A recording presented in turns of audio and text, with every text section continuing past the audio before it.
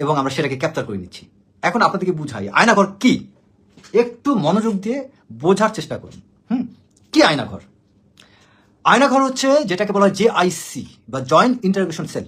এটা গঠন করা হয়েছিল আপনার সিটিআইবির অধীনে, সিটিআইবি ডিজিএফ এর অধীনস্থ একটা ব্যুরো বা কোনো একটা বিভাগ।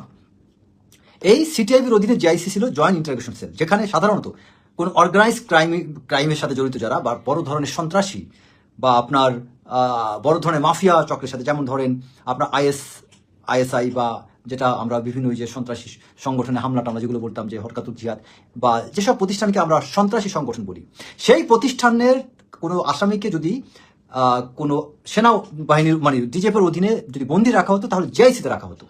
নাম্বার 2, যেমন ধরেন বিদেশি কোনো গোয়েন্দা সংস্থার কোনো ব্যক্তি যদি স্বদেশে নিজ দেশে ধরা পড়ে, যেমন পাকিস্তানের যদি গোয়েন্দা সংস্থা কোনো কর্মকর্তা যদি ইন্ডিয়াতে ধরা পড়ে